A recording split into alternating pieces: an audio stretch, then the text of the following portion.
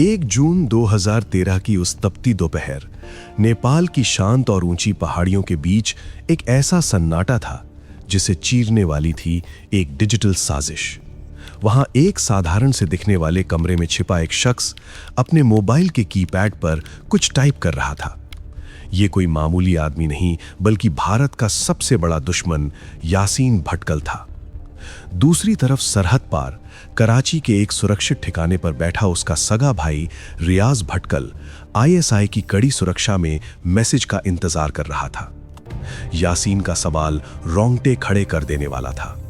उसने पूछा कि क्या पाकिस्तान के काले बाजार में उसे कोई परमाणु बम मिल सकता है। रियाज का जवाब किसी भी मुल्क की रूह कंपा देने के लिए काफी था। उसने कहा कि अगर कायदे से ढूंढा जाए तो यहां के अंडरवर्ल्ड में मौत का हर सामान मिल सकता है। यासीन की आंखों में तबाही का एक नया मंजर था। उसने तय कर लिया था कि उसका अगला निशाना गुजरात का सूरत शहर होगा। इस बार वो आम धमाकों से नहीं बल्कि एक न्यूक्लियर अटैक से पूरे शहर को शमशान बनाना चाहता था। जब रियाज ने फिक्रमंदी से पूछा कि इसमें तो हमारे अपने लोग भी मारे जाएंगे, तो यासीन का पत्थर दिल जवाब आया कि हम मस्जिदों में पोस्टर लगवा देंगे और सबको शहर छोड़ने को कह देंगे। जो नहीं जाएगा वो काफिलों के साथ अपनी मौत का जिम्मेदार खुद होगा। यह किसी हॉलीवुड की थ्रिलर फिल्म का सीन नहीं था बल्कि खुफिया एजेंसियों द्वारा पकड़ा गया एक असली चैट था।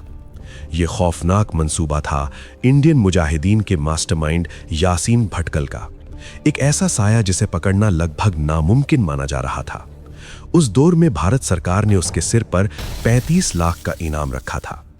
आंकड़े बताते हैं कि ऐसे शातिर स्लीपर सेल आतंकियों को पकड़ने की सफलता दर महज 13% थी। बाकी के 87% आतंकी सिस्टम की कमियों का फायदा उठाकर हमेशा के लिए ओझल हो जाते थे। यासीन भी उन्हीं 87% में शामिल होकर एक भूत बन चुका था। 2005 से 2012 के बीच भारत के 12 अलग अलग राज्यों में 17 बड़े बम धमाके हुए थे। 220 से ज्यादा बेगुनाह जिंदगियां राख हो गईं और इन सब के पीछे सिर्फ एक ही शातिर दिमाग काम कर रहा था। वो अपना चेहरा और पहचान बदलने में इतना माहिर था कि किसी भी एजेंसी के पास उसकी कोई भी ताज़ा या साफ तस्वीर तक मौजूद नहीं थी। इस खौफनाक दास्तान की जड़ें कर्नाटक के तटीय कस्बे भटकल में छिपी थीं। यहीं मोहम्मद अहमद जरार सिद्दीकी भटकल का बचपन बीता था, जो आगे चलकर मौत का सौदागर यासीन भटकल बना। यासीन का परिवार कोई गरीब नहीं था बल्कि दुबई में उनका एक शानदार बिजनेस था। लेकिन 90 के दशक में कट्टरपंथ की एक ऐसी लहर आई जिसने उसके और उसके भाइयों रियाज और इकबाल के दिमाग में नफरत का जहर भर दिया। जब भारत सरकार ने सिमी पर पाबंदी लगाई तो इन तीनों भाइयों ने मिलकर इंडियन मुजाहिदीन की नींव रखी। 2004 के उस दौर में कर्नाटक के जाली बीच के पास एक समर कैंप लगाया गया। बाहर से देखने वालों को लगता कि लड़के वहां तैराकी और ट्रैकिंग कर रहे हैं। स्थानीय लोगों को कभी कभी छोटे धमाकों की आवाजें सुनाई देती, पर उन्हें लगता कि बच्चे पटाखे फोड़ रहे हैं। किसी को कानों कान खबर नहीं थी कि वहां भारत की बर्बादी का ब्लूप्रिंट तैयार हो रहा था। 2007 तक आते आते इस संगठन ने अपना सबसे क्रूर चेहरा दिखाया। इनका आईटी विंग मीडिया को एन्क्रिप्टेड संदेश भेजता और बड़े हमलों की जिम्मेदारी लेकर पूरे देश में एक मनोवैज्ञानिक डर फैला देता। खुफिया जांच में कराची प्रोजेक्ट नाम की एक गहरी साजिश का खुलासा हुआ। पाकिस्तान की आईएसआई ने तय किया था कि वे फंडिंग और ट्रेनिंग देंगे, लेकिन हमले भारतीय चेहरों के जरिए कराएंगे ताकि दुनिया के सामने वे खुद को पाक साफ दिखा सके। यासीन खुद जाली पासपोर्ट के जरिए पाकिस्तान गया और वहां 50 दिनों तक मिलिट्री ग्रेड की ट्रेनिंग ली। पाकिस्तान आर्मी के 6 इंस्ट्रक्टर्स ने उसे सिखाया कि कैसे अमोनियम नाइट्रेट और आरडीएक्स का इस्तेमाल करके एक अचूक आईडी बनाई जाती है। यासीन ने बम बनाने की कला में इतनी महारत हासिल कर ली थी कि उसके बनाए सर्किट कभी फेल नहीं होते थे। जब पढ़े लिखे आतंकियों का नेटवर्क टूटने लगा तो उसने अपनी रणनीति बदली और दरभंगा मॉडल की शुरुआत की। उसने बिहार और महाराष्ट्र के उन गरीब इलाकों के लड़कों को चुना जिनका कोई डिजिटल फुटप्रिंट नहीं था, जिन्हें ट्रैक करना एजेंसियों के लिए सबसे बड़ी चुनौती बन गया।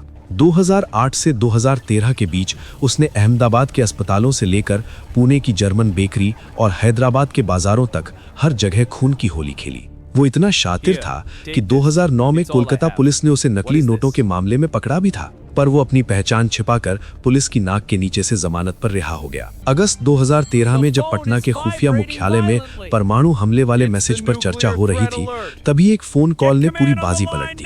नेपाल के पोखरा से एक इन्फॉर्मर ने खबर दी कि वहां एक शख्स दिखा है जिसकी आंखें यासीन से मिलती हैं। वो वहां डॉक्टर यूसुफ बनकर यूनानी दवाइयां बेच रहा था। दिल्ली के आला अफसर इस ऑपरेशन के लिए तैयार नहीं थे, क्योंकि उन्हें डर था कि नेपाल में किसी गलत आदमी को पकड़ने से अंतर्राष्ट्रीय स्तर पर बवाल हो सकता है। लेकिन बिहार की एसओजी टीम ने अपनी जान और नौकरी दांव पर लगाने का फैसला किया।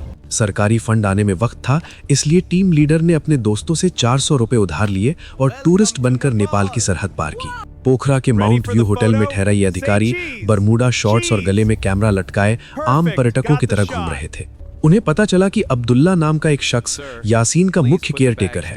टीम ने एक खतरनाक जाल बुना और इन्फॉर्मर को मरीज बनाकर यासीन के पास भेजा। उस गुप्त कमरे के अंदर जो शख्स बैठा था, उसके माथे पर एक पुराना निशान था और आगे के 2 दांत हल्के बाहर निकले हुए थे। इन्फॉर्मर ने अपनी जेब में रखे रिकॉर्डर से उसकी आवाज कैद कर ली। जब दिल्ली में उस वॉइस सैंपल का फोनेटिक एनालिसिस हुआ तो रिपोर्ट ने हड़कंप मचा दिया। वो आवाज किसी और की नहीं बल्कि यासीन भटकल की ही थी। 28 अगस्त की वो रात भारी बारिश और गरजते बादलों से भरी थी। नेपाल पुलिस के साथ मिलकर एसओजी ने उस घर को घेर लिया। घर के अंदर यासीन ने जबरदस्त आत्मविश्वास दिखाया और खुद को एक टरबाइन इंजीनियर साबित करने की पूरी कोशिश की। उसने पुलिस को लगभग गुमराह कर दिया था। बाहर खड़ी टीम को लगा कि शिकार हाथ से निकल जाएगा।